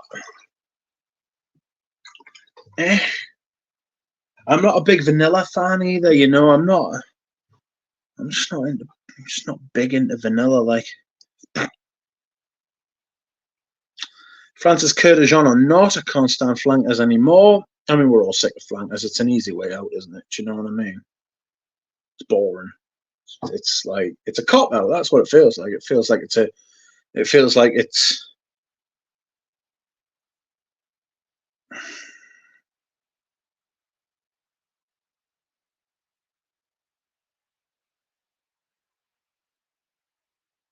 they've run out of ideas. That's what I'm scared about the Les and Demadabra, if I'm being honest. Somebody sent me a message today where apparently on Instagram they were asked a question, how much oud is in it as a percentage? 1.3%. Now, I know enough about formulas to know that depending on the material, 1.3% can be a lot.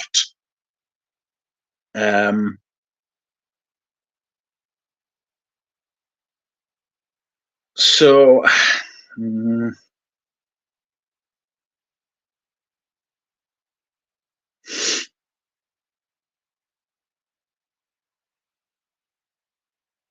yeah, we'll see. I don't know. I've got mixed feelings about it. If it wasn't Les and Demadabla, I'd have waited. If it wasn't Les and Demadabla, I'd have waited. The worst comes to the worst, it's Vanille Havane.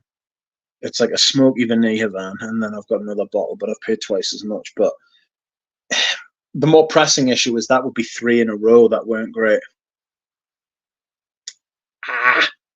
It's not great, that. You know? It's not great, that, is it? 3 in a row.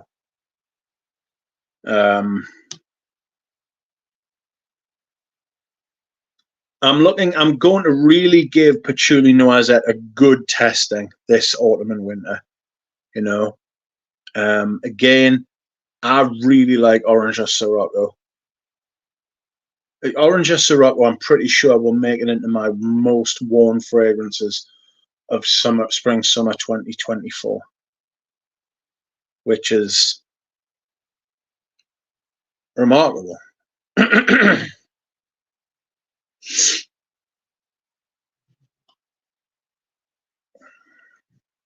Carl says he's making one for himself. Got so hungry for a sandwich after Rachel left to make one for the child.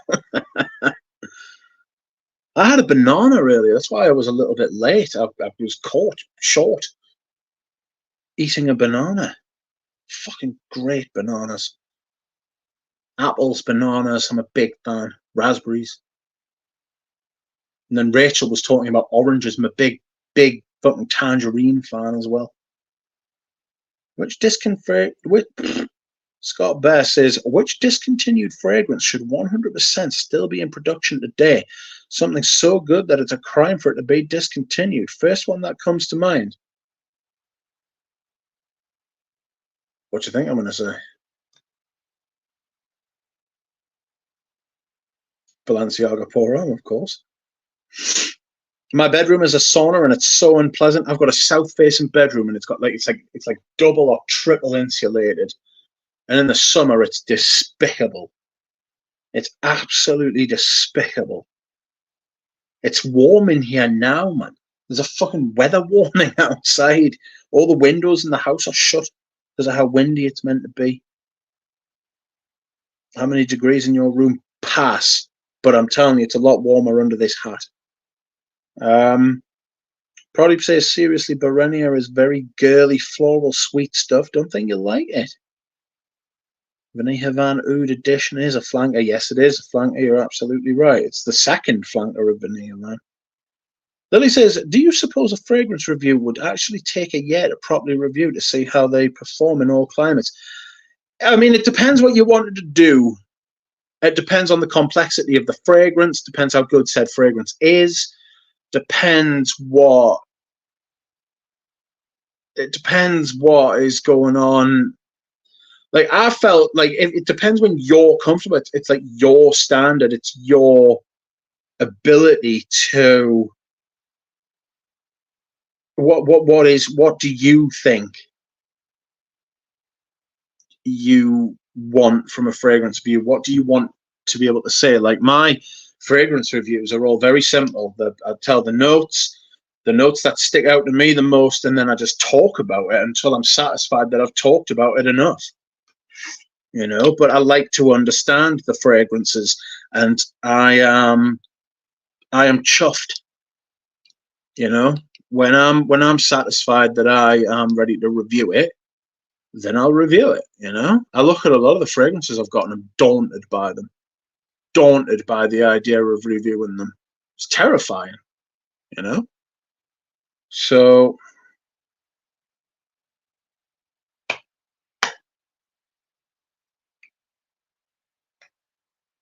real men bite bananas, says Lily. Product the Ram seems to love it, says Tripler. Tell Oud smells like Ayurveda medicine. So what do you think of it? I think it smells like a tire factory. It's fucking rough. I smelled it for the first time today. I need to test it more. Tell me what your first impressions are by text. I won't tell anyone. The Mandarin in Iquitos wins the day. Yes, it's very good in Iquitos. For me, it's that jasmine. It's fucking outrageous to say, but I get this kind of outrageous civic jasmine thing going on, you know? Moss, green, rose.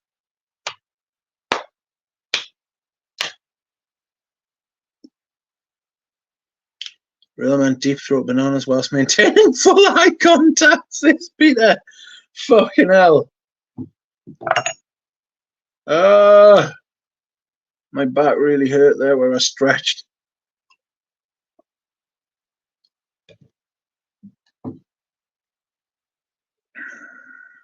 Hello, Rich and everyone. Scent of the day is Enclave Noir Alex Slam. Welcome, DL Quelia. I fucking stretched me back there. It always happens when it's like the fucking most innocuous shit.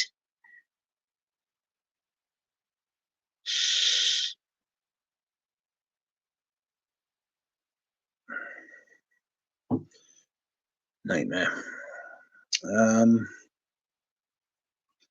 But who says you can't do more than one review per fragrance? Thoughts, opinions can change with time. It will be part of the journey document. No, that is a very fair point. You know, I tend to call my, I mean, Robes Away does that, doesn't he? Mark,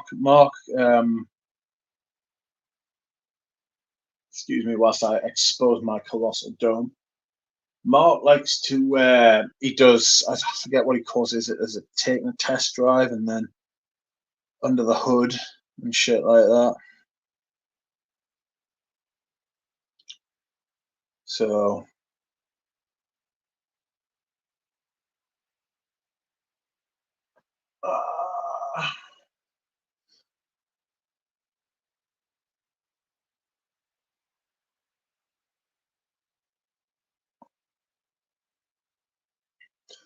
I've pulled the muscle in my back. I can feel it. Fuck. But what can you do?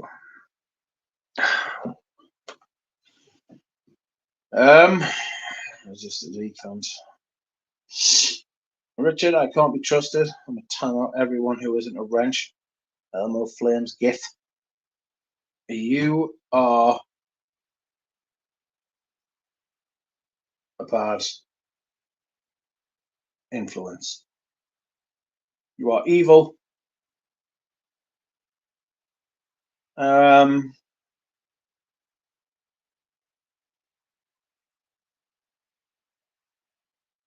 Duck do an arse reveal, says James. Certainly won't be doing that. I'll get kicked off fucking YouTube.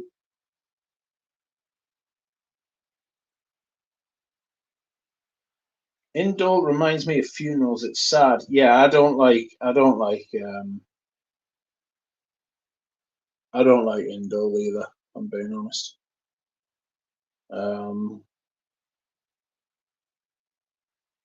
Indolic. That's the word escaping me. Not hollow. Welcome, Andrej. Anyone smelled Fusion Sacre Obscure from Magia Bacali by Bertrand Duchevaux? Very weird stuff. It sounds weird, to be honest.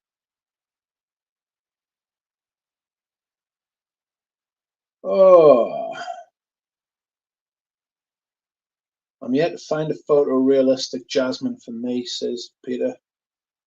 That Ostens one might tickle your trout. I don't know. Oh.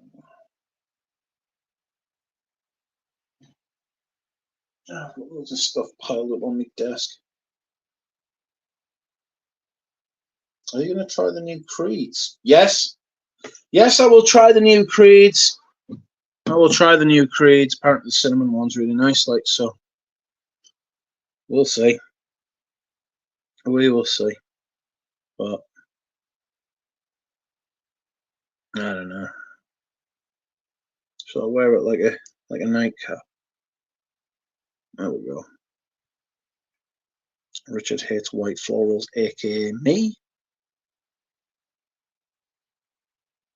It's my chef's hat.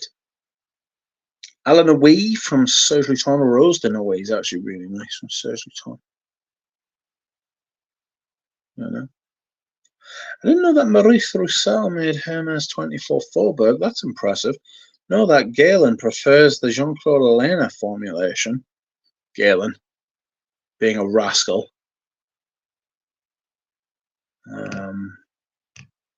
It's Duck McScrooge. Scrooge McDuck. Oh dear. I've got a really sore fucking ankle.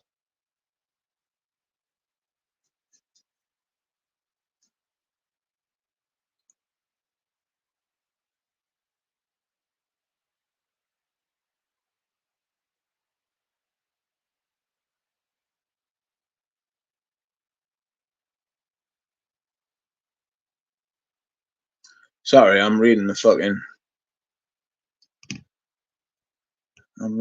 information. See, I can do this when the camera's not on us. I don't know. It's Duck Scrooge, Andrej.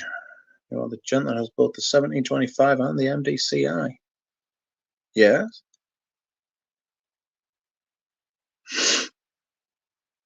I think I'm gonna fucking blow out this candle and let it settle. Oh, the misery. I'm going to review Green Valley at some point as well, and I'll try and do that before next Sunday. It smells fantastic, but fucking yeah, man. People who are paying silly prices for that are silly people. It's good, but I don't think it's the best creed. Maybe I should rank my creeds.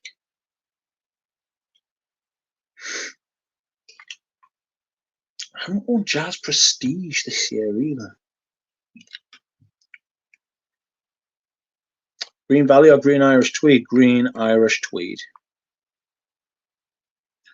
Rachel needs to learn the art of the quick slash from the duck, says Tripler. I don't know, she didn't go for a slash. She's going to make some food for the bear. What was you burning? What was I burning? I was burning Geranium Rosa. My last summer candle, friends.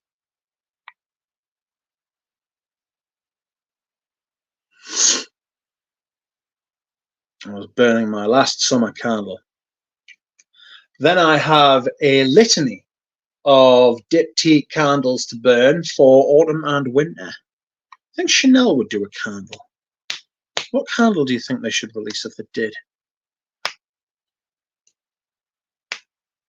Run this as if it were a solo stream. I don't know what you mean about that.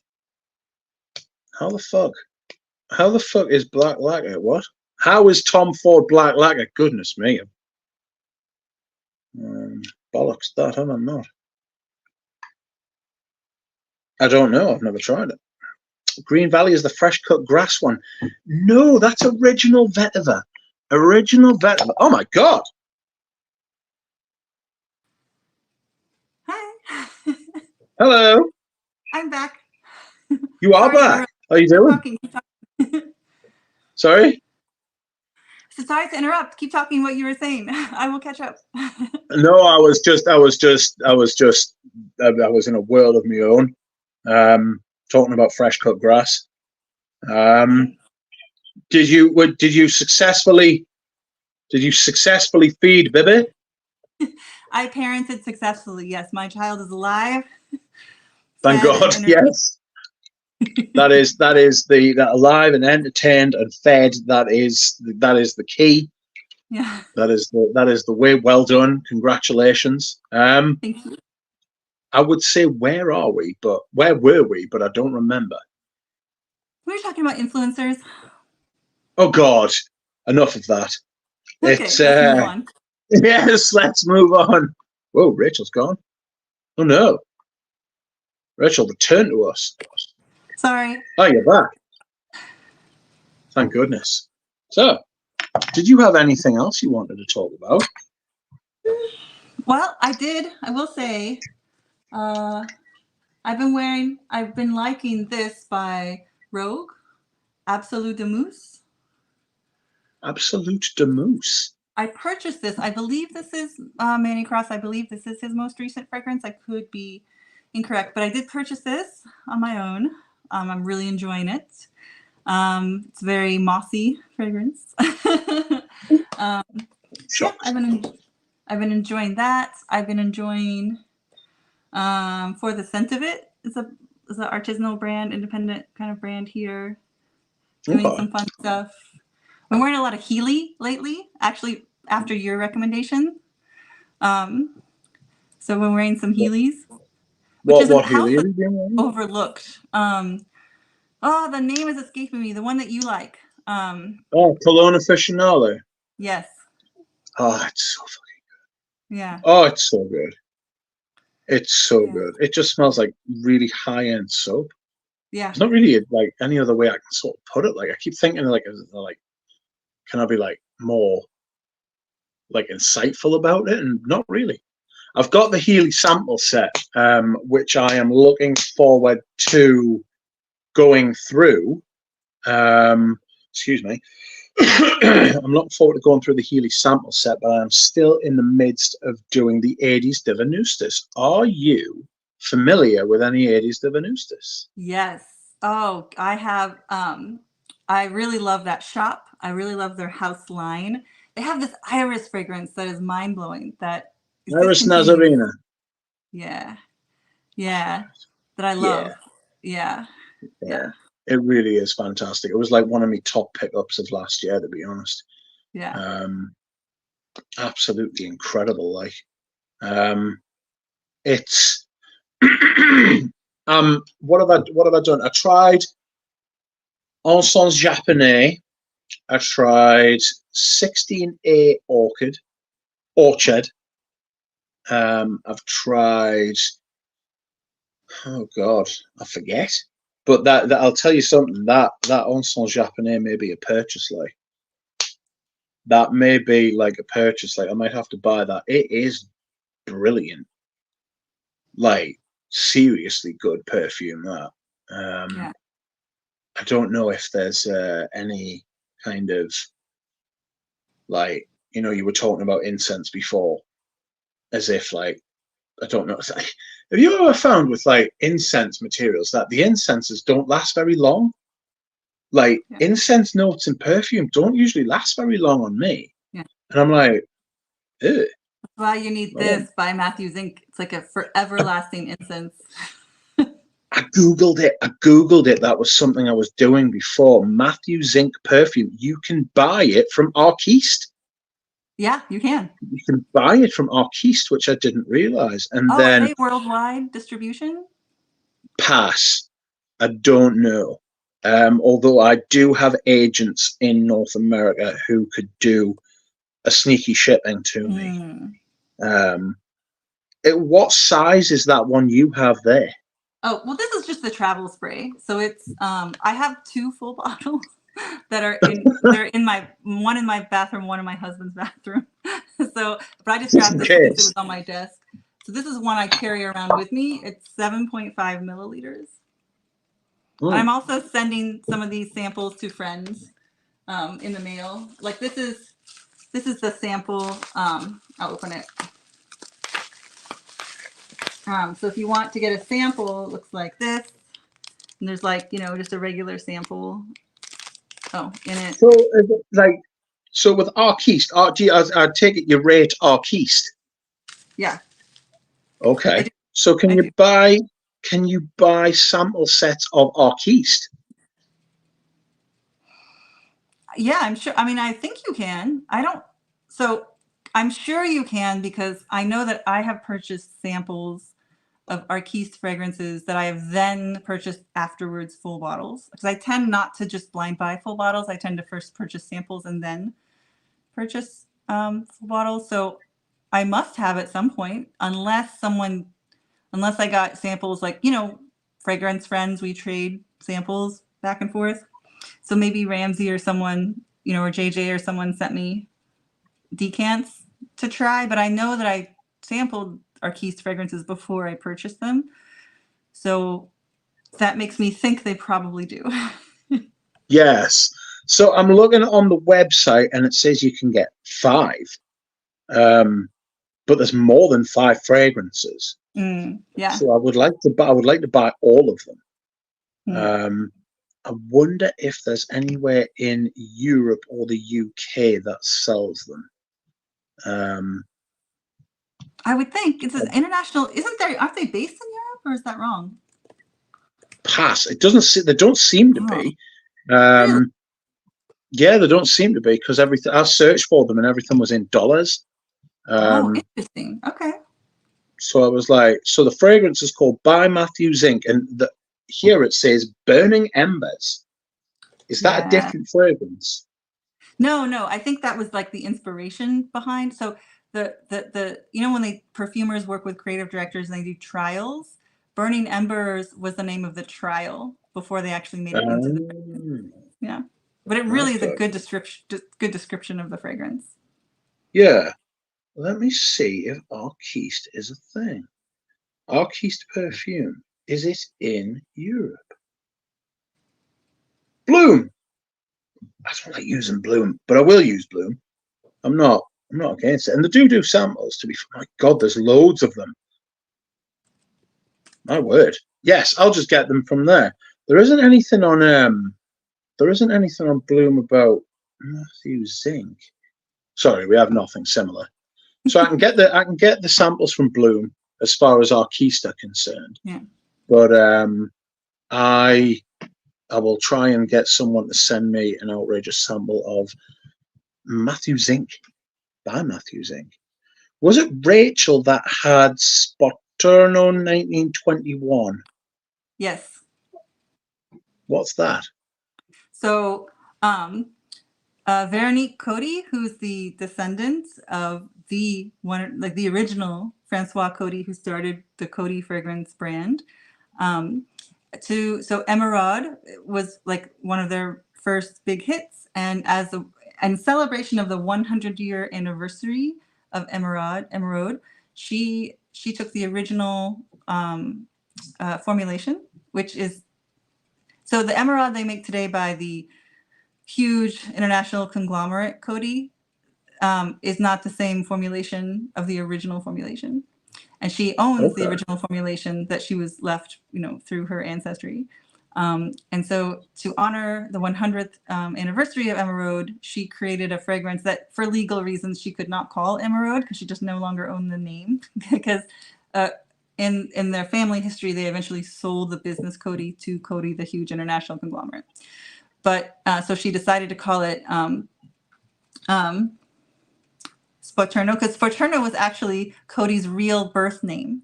His name was Francois Spoturno.